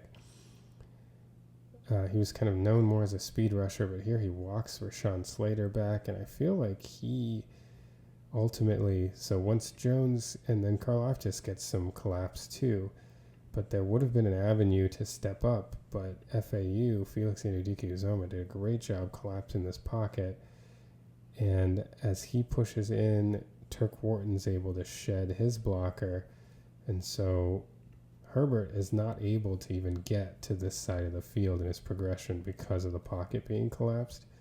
And as he tries to navigate that, Turk Wharton comes free and sacks him right here for a 7-yard loss. But it really looks like Jones and Anudike-Uzomah did a great job of collapsing this pocket, muddying the area for Herbert so that he wasn't able to come off of this receiver, and notice that he had a guy streaking right across the middle whose man had been picked and could have gotten a big gain, easy first down there. Instead, this put the Chargers in 3rd and long, and ultimately is the reason that they ended up having to kick a field goal, which allowed the Chiefs to come down, kick a field goal, and win this game. So here you see it again. Look at Chris Jones getting a real good initial push.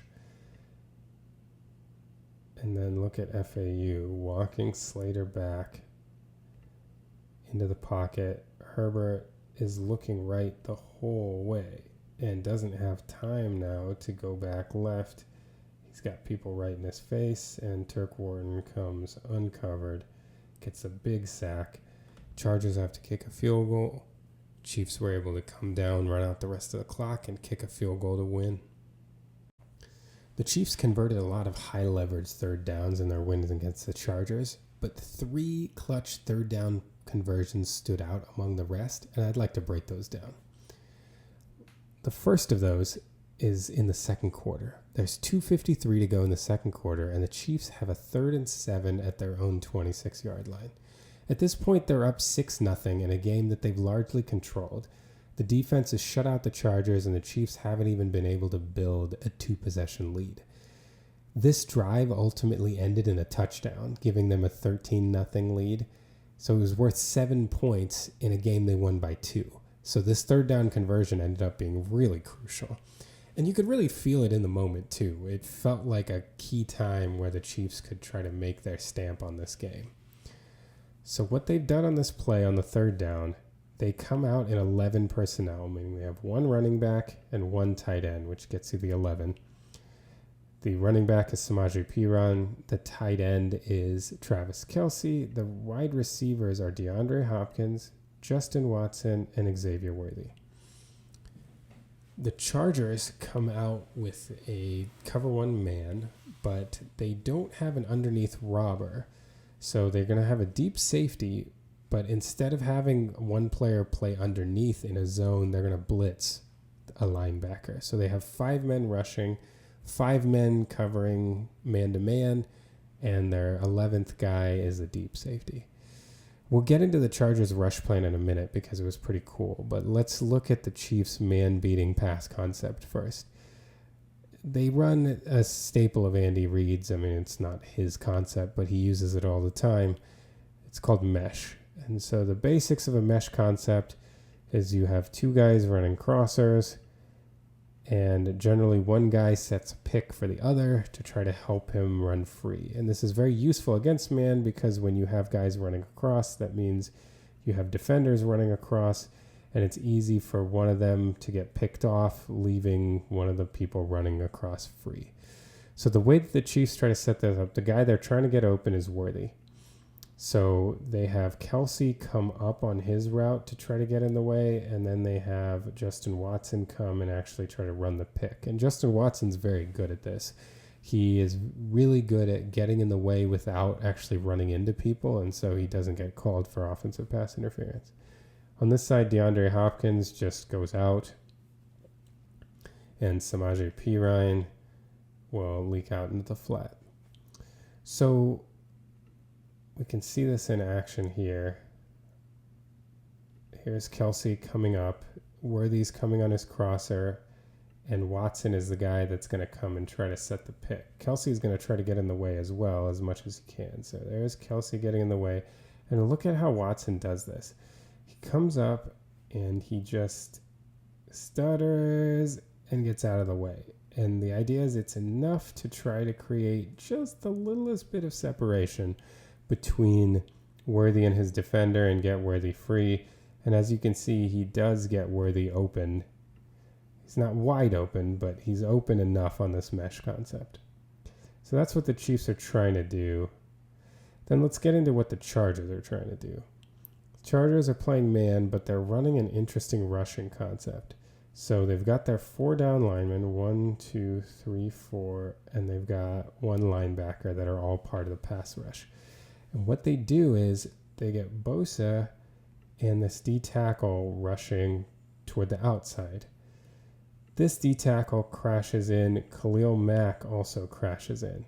So why are they doing this? They're basically getting everybody coming in this direction, and then they're going to take the linebacker and loop him around. So the hope is that with everyone crashing in, they might get Mahomes to bail or slide this way, and they've got the looper coming right there for him. So this is kind of set up to try to take advantage of Mahomes' tendencies and his escapability. And they actually used this kind of concept pretty well in the Chiefs' 17-10 win in Los Angeles earlier this year. So that's what the Chargers are trying to do. And they do it with some success. Initially, DJ Humphries, the left tackle, gets a little surprised by the inside move by Khalil Mack. As you can see, he's like slipping, not able to get a strong base. I think he was more ready for an outside rush. He's kind of setting deep, trying to protect the edge. But Mack ends up coming right through him, and he's not ready for it. Perine is going to come out here to try to help with a chip, but you don't need a chip when you're getting bull rushed, so he's not able to be useful at all in this situation. And since Humphries wasn't ready for it, he actually just gets bowled over entirely. The looper, the linebacker, also ends up coming around. Mahomes, to his credit, didn't get too jittery and actually bail. He hung in the pocket waiting for Worthy to come across, and he's able to get this throw off just before he gets hit by both Mack and the looping linebacker. We had another segment where we talked about pressures being allowed, and this is another one where it's on DJ Humphries. And then the hope is that, this is his first game back after a long absence, so Chiefs fans are hoping that he will, improve as he settles in. Now, he hurt his hamstring in this game, so we're hoping that's not too serious and that he'll come back and then continue to progress. But Mahomes gets hit, so a lot... the route went well, but the protection has not gone well. Mahomes is forced to, if you look, he's like fading to his left and about to get hit. And look at this throw. He throws this sidearm in order to keep it away from the defender's hands. He throws this sidearm as he's falling to his left, getting hit, to a guy running over to the right, and he puts it right on the money. He hits Worthy in stride, and Worthy ends up getting a first down. Again, the Chiefs would have had to punt if they didn't convert this, and they ended up scoring a touchdown on this drive. This is a hugely impactful play in this game, and it's just a stupid throw. Like, this is crazy. He's falling to his left, and he hits him right in stride for an 11-yard gain on 3rd and 7. You can see the pass rush even better from the end zone view. So again, we're saying he's going toward the outside. He's going toward the outside. He's going to crash this way. He's going to crash this way. And this is your looper. He's going to loop all the way around. And they're hoping Mahomes is going to drift that way, which he does a little bit, but fortunately not enough to run him right into the looper. And you can see DJ Humphries, look at his pass set here. He's readying himself for pressure on the edge. He's getting out wide, and he's not ready to anchor against a bull rush. And look, he just gets completely taken down. You can see Watson here getting in the way a little bit to allow a little more room for Worthy between him and his defender as he goes by. You can see the separation. Some of that was Worthy just separating. Some of that was added from Watson. And then look at this throw from Mahomes. He's falling to his left, getting hit. It's a perfect throw as he's like fading. Oh, that's such a difficult throw. What a throw from Mahomes for the first down. And let's take a look at it from the broadcast view so you can get a little more zoomed in view of this throw. All right, here's the broadcast view of this throw. And just look at Mahomes and look at how the angle that he's at, the way he's falling to his left. Here he's fading to his left to try to avoid the pressure, and look at this arm angle. He's throwing it from this like 100-degree, it looks like, arm angle. As he's getting hit, he kind of flips it, and look at the trajectory of this ball, right on the money. I mean, this is a ridiculous throw.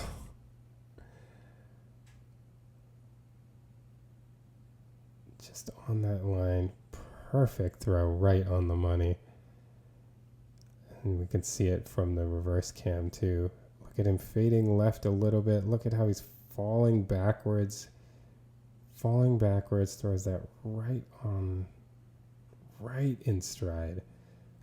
Perfect throw from Mahomes. As good of a throw as you'll see, and a huge conversion on a drive that ended in a touchdown. Now this to me was the most important play of the game. I have two reasons for that. The first being that this was desperation time. Setting the scene, this is 3rd and 10 at the Chiefs' 40-yard line. There's 4:26 to go in the game, and the Chargers are up 17-16. The Chiefs are still reeling. They had been up 13-0 and are being outscored on a 17-3 run right now by the Chargers. They're looking for points. They're down in this game. They've got to score, and now they're at 3rd and 10 at their own 40-yard line. Reason 2 for why I think this is the most important play of the game, we'll talk about after we break down the play, because there's a lot to see here. Let's look at the Chiefs personnel real quick. We've got 11 personnel. That's 1 running back and 1 tight end. Samaje Perine's the running back. The tight end's Travis Kelce. We've got 3 wide receivers, Justin Watson, Xavier Worthy, and DeAndre Hopkins. But I want to break down what the Chargers did on this play, because this was some really cool play design from the Chargers. Not only was it 3rd and 10, gotta have it, all the momentum's against you, down by 1, but the defense came out with a really interesting, intricate play call. So let's start by looking. The Chargers have 6 up at the line that have to be accounted for by the Chiefs' offensive line. So the way that the Chiefs account for them, they've got left tackle on you, left guard on you, center for you. This is Derwin James. They leave him for Samaje Perine to come and fill. Then right guard, right tackle. So that's how they account for the 6. The first part about this that is diabolical is that this is a zone blitz akin to the kinds of things that Spags does. And they actually drop these 2. So you have the center, Creed Humphrey, and the left guard, Joe Tooney, blocking air. The left tackle is accounting for him. Derwin James, as we said, is going through. Perine's going to be the one that blocks him. But that's even sadder with our left tackle, or our center and left guard doing nothing. Then these 2 are blocked up here. All right, so they drop 2. They're only sending 4, but Derwin James gets through to the back. And there's so many things to discuss. I'm trying to make sure I keep myself organized here. The other bit of this is they have a blitz from the slot, and it's necessarily a little bit of a delayed blitz, not in timing, but in when the blitz will arrive, because of the positioning of the slot defender. He's not over the inside guy, he's over Kelce over here. And I think this is intentional. They want this blitz to come in late, because what they're trying to do with their rush is get Mahomes to bail out to his right. They've got a blitzer right down the middle, and then again, look at these linemen moving more toward the inside. They're not rushing out toward the end. This is a power rush by Khalil Mack, by the tackle. They're both going inside. They've got a blitz up the middle, and then the outside defender is going around the arc. So what they seem to be doing is they're trying to show Mahomes' bodies coming this way and get him to come out. And then that's when this blitzer arrives, and he's supposed to be fairly unencumbered to pressure Mahomes. So a very interesting design on the rush here by the Chargers. Well, that's just one level of it, though. Level 2 is in the secondary. So they've got an intricate design down here with the rush. The secondary, they're showing single high. So they've got this guy deep, and it looks like these guys could be manned up the way that it looks here. Or this could be some zone situation with single high up top. But that's not what they end up running at all. They end up inverting it. So they actually run like a cover 3 with these 3. And the guy who looks like he's single high is actually playing an underneath zone with these 2 guys that drop. So it's 1, 2, 3 underneath, 1, 2, 3 deep. So pre-snap and post-snap completely different in the coverage. So they've got the line trying to sort out this exotic blitz. Mahomes with his eyes has to figure out the pressure situation and the fact that the guy who you think is single high is actually covering underneath. These 3 guys are the deep zone defenders. So a very exotic play call here. So as you remember, the initial goal, it looks like, is to get pressure toward the middle and get Mahomes to bail. A couple things about how the Chiefs handled this. First, Samaje Perine, Derwin James is as strong and momentum-laden, should I say, a player as you can find in the defensive backfield. He's like a freight train coming down through the A-gap to blitz here. Perine gets run over but does a great job of neutralizing the threat. This was awesome blitz pickup from Samaje Perine, first of all. Second of all, Mahomes does start bailing right. You can see it. He's doing what they want him to do. But as he bails to the right, he sees the blitzer. And as he sees the blitzer, he stops. He stops and comes back to his left. And because this guy was looping around, Humphries was able to push him around the arc, so it gave Mahomes a little bit of room to step up. So the Chiefs actually ended up handling the blitz fairly well. Then let's get into their route combination. So what they ended up running, they had Hopkins running out and up.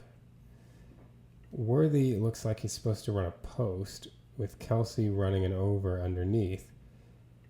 And then Watson is running either an over or it could have been a whip route. It's kind of hard to tell based on how he runs it. But you can see Kelsey's coming over. Worthy is headed deep. Hopkins is headed deep. But the key to this play from the receiver standpoint is Xavier Worthy, as he's running his deep route, notices he's topped by this defender and there's space underneath as he's running, so he stops and just uncovers for Mahomes. He tries to find a void in the zone, which is extremely high level and extremely important as Mahomes is over here running for his life, trying to find some space to throw. As he's coming across his left, he sees Worthy stop, and he throws a ball up there to try to let him go get it. Worthy does a great job of coming back to the ball and gets a 14-yard reception for a huge first down. It's kind of hard to appreciate from this angle and this zoomed out this far, but the last part of this piece is just how crazy of a throw this is from Mahomes. As he's jumping to his headed left, jumping and throws across his body over to the right. And he is jumping at around the 30, maybe 31 yard line. So let's say about 20 yards to here. Where does that ball go? Yeah, so 20 yards to here. So it's about a 24, 25 yard throw in the air as he's jumping to his left, throwing across his body back toward the right. amazing play on so many levels, both by the Chargers and by the Chiefs. And the Chiefs just managed to do a little bit more here. So here's the blitz. I mean, Derwin James like taking off like a sprinter through the A gap. Look at Perine just do such a great job of doing enough to neutralize James. I mean, look at the shoulder James throws into him. Like, oh my goodness. And then you can see Mahomes. First of all, you see the pressure starting to come this way. You can see Mahomes starting to drift to his right. He starts drifting. Then he sees the blitzer right there. He's like, oh, crap. And so he comes back toward his left, and he sees Worthy. And look at his body movement as he's loses his feet because he's jumping, and he's going to his left, throws back over to the right. What a throw. And what an incredible job by Worthy uncovering. And that brings me to the second part of this, why I said this was the most important play of the game. You know, part one was the importance of the play. This was really desperation time. The Chiefs needed one here. Part two is this, to me, was a kind of coming of age play for Xavier Worthy. This was the last piece. You know, he's a deep threat. He and Mahomes have to figure out how to connect on some of that. I'm not too worried about it. That'll come. He's shown the ability to do his like underneath jet sweeps, screens and stuff. They've been building him in the intermediate area. If Mahomes can have this level of trust for him, if this is who Worthy is going to be on top of all the rest of it, this is where he can be like an elite receiver. I mean, he is so young. He's just new in this offense. If Mahomes can ad-lib like this, Worthy can break off his route, come uncovered on a hugely clutch play, and he can be reliable to this level, this is the day that, you know, to me, if Xavier Worthy continues on a trajectory toward an elite receiver, which I now believe after seeing this that is very likely, this will be, to me, the day that Xavier Worthy grew up in our eyes. You know, this will be the day that Mahomes kind of showed that he is, this is a throw you make to like a Kelsey or a, you know, maybe DeAndre Hopkins, and in the past, maybe a Tyreek Hill. There are very few guys that get this kind of throw. And Xavier Worthy made himself available, came off his route, got this throw, made the play, and we won the game. That's the other reason why I think this was the most important play from this game. And finally, we have the play that sealed the game. Now, I know some of you might argue, well, when you have a field goal doink off the upright and go in, isn't that the play that sealed the game? That's the play that won the game. My argument would be that I know it hit the upright, but the Chiefs missing a 31-yard field goal would have been incredibly unlikely. So essentially, this is the play that sealed the game. This is a 3rd and 7 at the 2-minute warning. So the Chiefs have the ball. The Chargers are out of timeouts.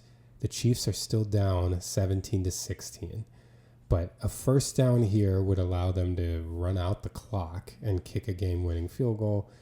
Not converting would mean that they would be kicking a field goal. If they kept the clock running, they'd probably be kicking a field goal with 1:20 to go. If they stopped the clock, they might have been kicking a field goal with like 1:55 or 1:50 or something to go. And that would give the Chargers a chance to come down and win the game. So hugely impactful play. What the Chiefs end up doing, they come out here in 12 personnel. That's 1 running back, 2 tight ends. That gets you 12. The tight ends are Noah Gray and Travis Kelce. The running back is Samaje Perine. And the 2 wide receivers are Juju Smith-Schuster and DeAndre Hopkins. So what the Chiefs run is they decide to move the pocket again. They get Mahomes on a rollout. Perine comes underneath. Kelce is supposed to, according to Mahomes, run a corner pattern. And Hopkins comes across. The line blocks left. Gray stays in the block. And Juju comes across and helps seal off the end here to make sure that Mahomes has an easier time on his rollout. So let's watch how this unfolds here Mahomes comes out, and you can see the Chargers drop back in essentially a cover 3 zone. They've got 3 deep, and then they've got a bunch of guys just sitting underneath.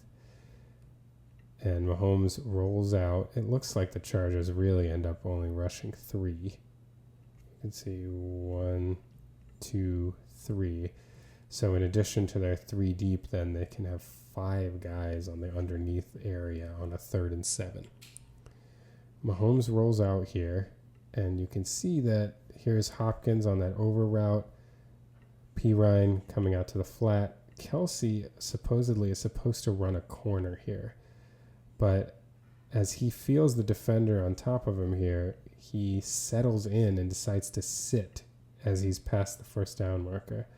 Mahomes rolling to his right gets pressure as one of the underneath defenders decides to come after him, and he makes the man miss and then sees Kelce just sitting there outside the first down, beyond the first down marker, gets it over to him, and that ends the game.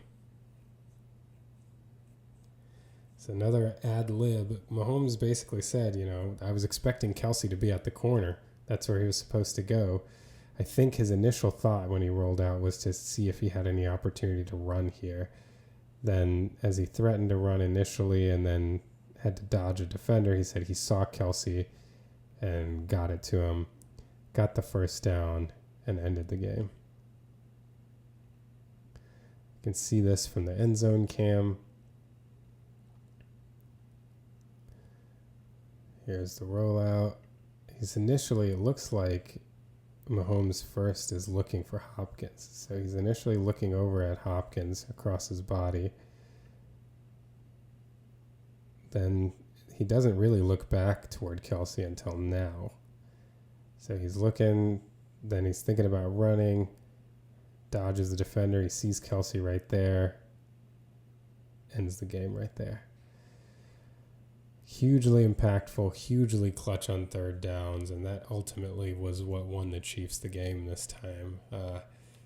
Have a lot to sort out offensively, but the pieces are there. I think it's really going to come down to whether they can get protection sorted out.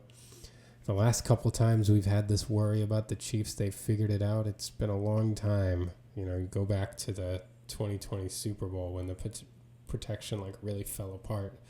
But the last 2 playoff runs, they've gotten it sorted out. So if they do so again, there's no reason to think the Chiefs can't continue what they've been doing the last couple years.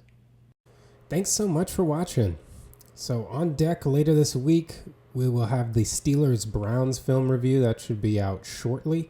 And then after that, Chris and I will be recording the 31st episode of the Steeler Thoughts Chief Feelings podcast, all coming up this week before next week's games. Thanks to all of you that follow along. Until next time.